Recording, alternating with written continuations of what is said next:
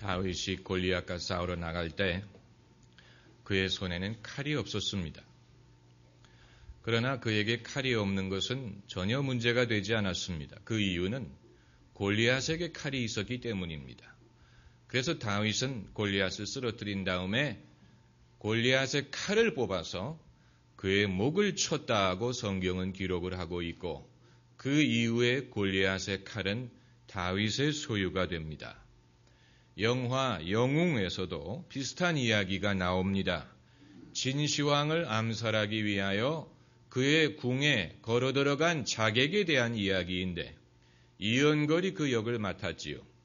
당연히 그는 무기를 소지하고 있지 않습니다. 어떻게 황제를 아련하려는 사람이 무기를 갖고 들어갈 수 있겠습니까? 그러면 그는 어떻게 진시황을 살해하려고 했느냐? 진시황의 칼을 빼앗아서 쓰려고 했습니다. 대단히 담대한 계획이 아닐 수 없습니다. 그러니까 진시황이 차라리 칼이 없었더라면 더 안전했을 것입니다. 여러분, 이스라엘 백성이 애굽에서 나와서 가나안 땅에 들어갈 때 가나안 땅이 빈 땅이 아니고 이미 임자가 있는 땅입니다. 바로 가나안의 7 족속이 그 땅에 이미 살고 있었습니다. 이미 임자가 있는 땅을 어떻게 우리 땅이라고 주장을 할 수 있습니까? 그것은 하나님이 주셨다고 믿었기 때문입니다.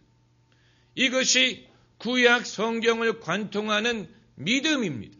이스라엘 백성의 믿음은 그 땅에 대한 믿음이요, 하나님이 그 땅을 기업으로 주셨다는 믿음입니다.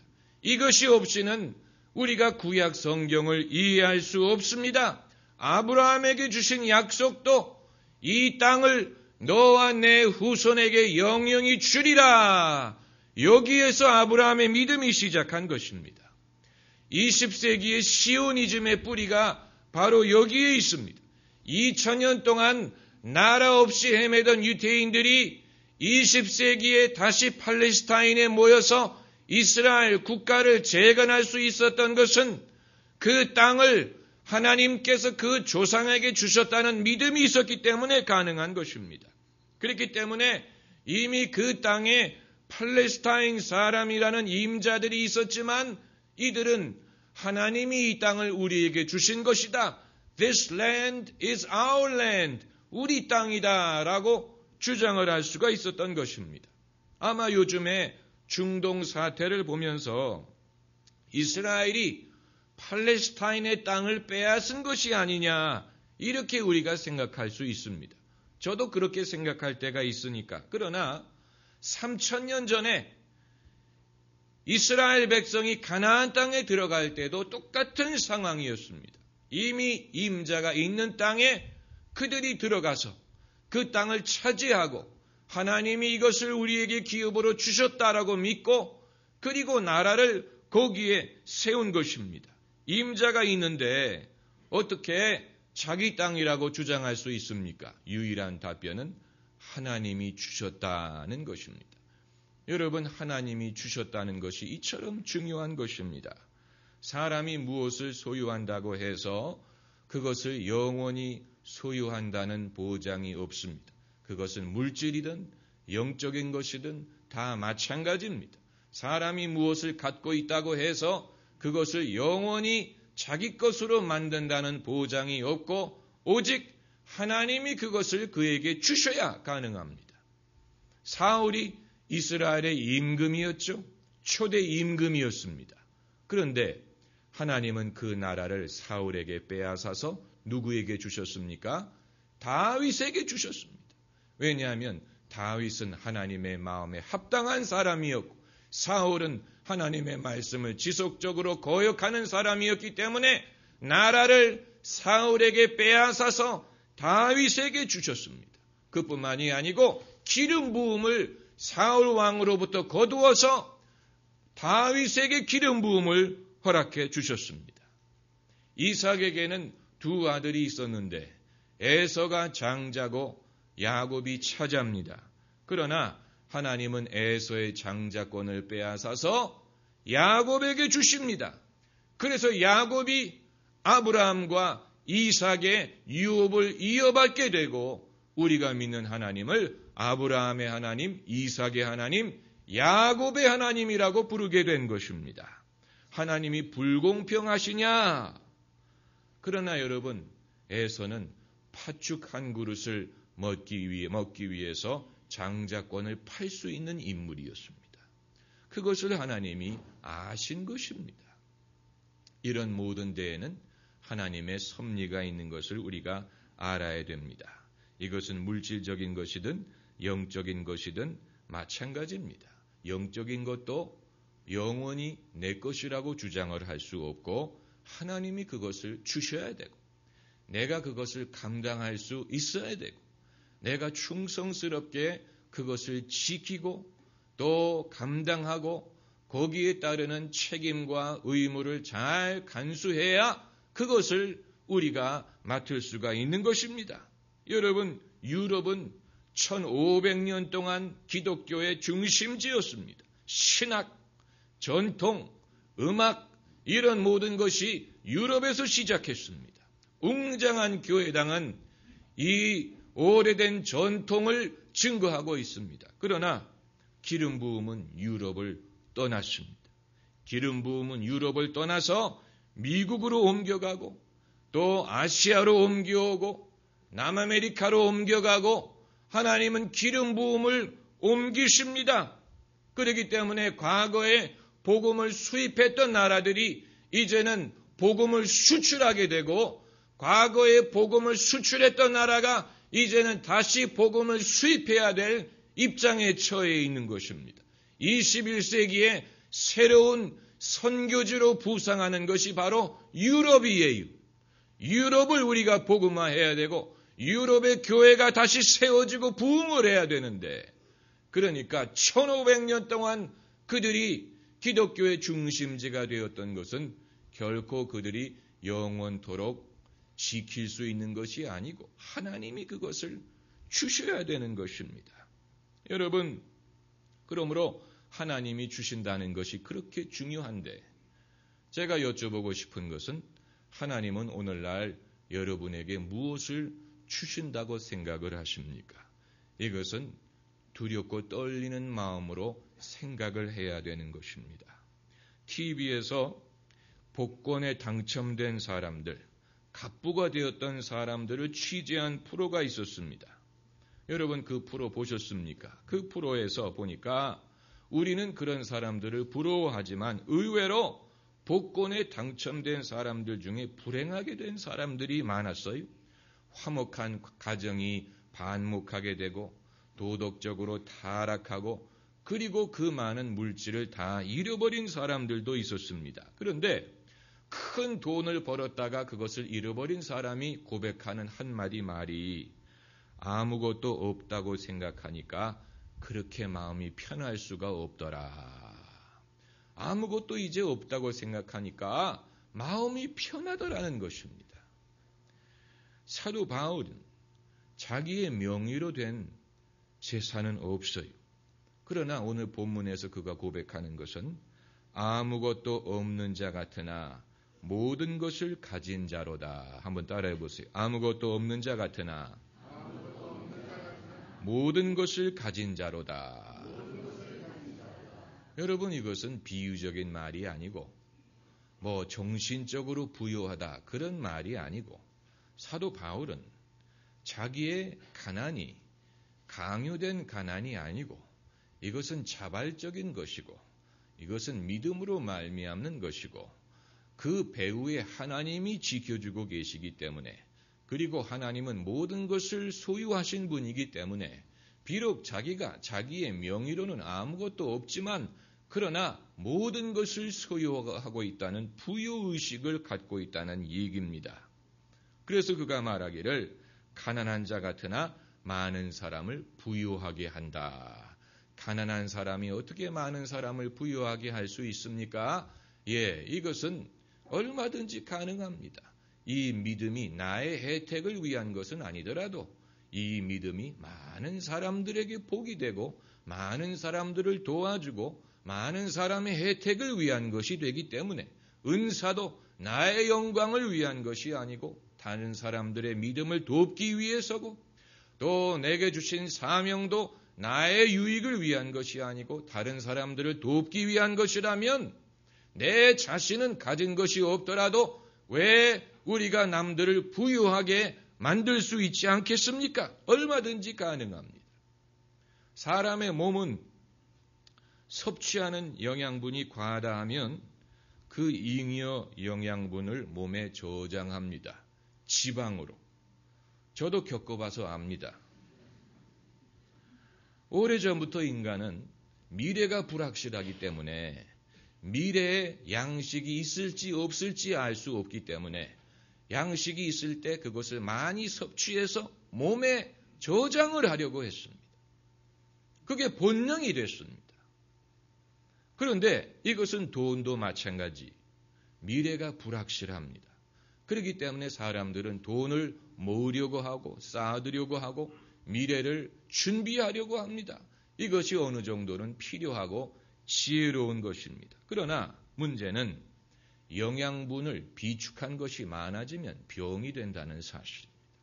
영양분을 너무 많이 비축하면 그것이 오히려 그에게 해가 되는데 영양분에 대해서는 우리가 잘 알고 있지만 돈에 대해서는 그렇게 생각을 하지 못합니다. 여러분, 우리가 돈을 얼마만큼 쌓아두면 부유할 수 있을 것이라고 생각이 됩니다. 도대체 우리가 돈을 얼마만큼 쌓아두어야 부자가 될 수 있습니까? 얼마만큼 우리가 가져야 부자가 될 수 있습니까? 예수님께서 너희는 무엇을 먹을까, 무엇을 마실까, 무엇을 입을까 염려하지 말라고 말씀하신 것은 가난하게 살라, 궁핍하게 살라는 말이 아니고 이 모든 것이 우리에게 있어야 될 줄 하나님이 아시기 때문에 필요하다면 하나님이 그것을 주실 줄로 믿으라는 얘기입니다. 이 모든 것이 우리에게 있어야 될 줄 하나님이 모르시다면 그건 별개의 문제가 되겠지만 그걸 하나님께서 아시기 때문에 필요하다고 하나님이 판단하시면 얼마든지 주실 수 있습니다. 먹을 것이든 입을 것이든 필요한 것을 얼마든지 주실 수 있습니다. 하나님은 이 모든 것을 갖고 계십니다. 학개서에 은도 내 것이요 금도 내 것이요 라고 했고 시편에 천산의 생축이 다 내 것이다 라고 했습니다. 천산의 생축이 다 내 것이 하나님 것입니다. 그러므로 하나님이 판단하시기에 우리에게 필요하다고 보시면 얼마든지 주실 수 있습니다. 왜 주시지 않겠습니까? 여러분, 저희 교회가 이 지하를 임대해서 시작을 했지만 이 건물을 구입할 수 있지 않았습니까? 하나님이 주신 것입니다. 하나님이 필요하다고 생각을 하시면 이 건물뿐입니까? 더 큰 것도 주실 수 있습니다. 다만 우리는 이런 것을 잘 감당할 만한 믿음과 충성과 하나님에게 인정받는 그런 충성이 있어야 되지요. 많은 돈을 하나님이 우리에게 맡기실 때는 그만큼 그것을 충성스럽고 정직하게 감당할 수 있는 인격이 인정을 받아야 하나님이 그것을 우리에게 맡기실 것입니다. 1달란트든 2달란트든 5달란트든 그것을 감당할 수 있는 사람에게 하나님이 주십니다. 여러분, 믿음과 욕심은 다릅니다. 오늘날 소위 이 기복신앙이 실수하는 부분이 바로 이것입니다. 믿음과 욕심을 구별하지 못해서 자기의 욕심에 이끌려가면서 그것이 믿음이라고 생각을 합니다. 자기의 욕심을 따라서 구하면서 믿음으로 구하는 것이라고 생각을 합니다. 그러나 욕심은 믿음이 아닙니다. 욕심은 우리를 미혹시킵니다. 그러므로 너희가 구하여도 받지 못함은 육신의 정욕으로 쓰려고 잘못 구함이라고 했습니다. 하나님이 이 모든 것을 소유하고 계시지만 그러나 왜 나에게 안 주시느냐? 그것은 우리가 육신의 정욕으로 쓰기 위해서 잘못 구할 수 있다는 것을 아시기 때문에 나는 안 그런데요? 하나님은 안 속습니다. 그건 사실 우리 자신도 몰라요. 사람은 그 사람의 됨됨이를 알려면 몇 가지 테스트를 해보면 된다고 합니다. 첫째는 칭찬을 해보면 그 사람의 됨됨이를 알 수 있다고 합니다. 칭찬을 했을 때 교만해지는 사람은 교만한 사람이고, 또 하나는 물질이 생겼을 때 그 사람의 됨됨이를 알 수 있다고 합니다. 물질이 생겼을 때 어깨에 힘을 주고 또 타락하고 교만해지는 사람, 그게 그 사람의 됨됨이. 반대로 물질이 있어도 소박하고 또 자기가 옛날에 없었을 때를 기억하고 그런 사람들을 이해하고 긍휼히 여길 수 있고 절제하고 이런 사람, 그게 그 사람의 됨됨이인 것입니다.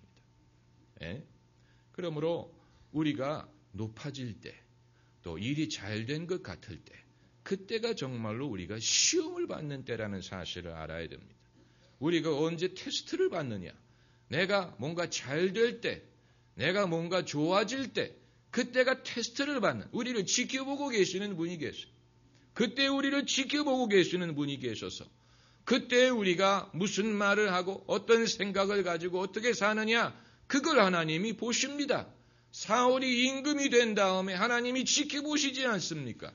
과연 사울이 그것을 감당할 수 있을 것인지, 이스라엘 백성이 가나안 땅에 들어간 다음에 하나님이 지켜보시지 않습니까? 그래서 그들이 타락할 때마다 이웃 나라가 쳐들어오고 땅을 빼앗고 그들을 괴롭게 하고 나중에는 그들을 포로로 잡아가지 않습니까? 그러니까 가나안 땅을 하나님이 이스라엘 백성에게 주셨다고 해서 그들이 이제는 우리 거다 하고 안심할 수 있는 것이 아니고, 이제는 그들이 하나님 앞에 바르고 정직하고 겸손하고 공의로워야 그것을 지킬 수 있지. 그러지 않고 우상을 쫓아가고 또 타락하면 하나님이 그들을 얼마든지 빼앗을 수 있습니다. 땅을 빼앗고 그 땅에서 잡아가고 얼마든지 그런 일이 일어날 수가 있는 것입니다. 여러분, 참된 부요함은 은과 금은 내게 없거니와 내게 있는 것으로 너에게 준다라고 말할 수 있는 사람이 정말로 부유한 사람입니다.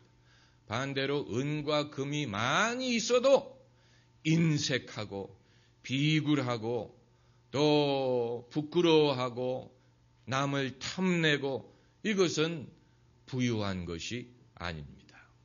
저는 사도 바울과 베드로가 정말로 멋진 사람이라고 생각을 하는데, 그들에게는 뭔가 일맥상통하는 면이 있습니다. 그래서 베드로도 말하기를 은과 금은 내게 없거니와 라고 말하지만, 그렇다고 그가 비굴하다든가 그것을 숨기려고 한다든가 그런 게 없이 얼마나 당당하게 말합니까? 은과 금 내게 없다. 그러나 내게 더 귀한 것이 있다. 여러분, 이것이 진정한 부요함입니다. 부요함. 예수님도 마찬가지. 예수님은 무소유로 사신 것 같지만, 그러나 여러분, 예수님은 모든 것을 가지셨어요. 바람과 바다가 예수님을 순종하고, 예수님의 말씀에 귀신들이 떠나가고, 그리고 말씀하시기를 하늘과 땅의 모든 권세가 내게 있다. 이렇게 말씀하셨어요. 그 독생자를 아끼지 아니하시고 우리를 위하여 내어주신 이가 어찌 그 아들과 함께 이 모든 것을 선물로 주시지 아니하겠느냐. 한번 따라해보세요. 이 모든 것, 여러분이 원하는 이 모든 것을 그 아들과 함께 선물로 주시지 아니하겠느냐. 그러므로 이 모든 것은 예수님 안에서 주십니다. 평강도 예수님 안에 있는 것이고, 축복도 예수님 안에 있는 것이고, 성령의 은사도 예수님 안에 있습니다. 예수님이 있는 사람은 모든 것을 가질 수가 있습니다. 할렐루야. 기도하십시다.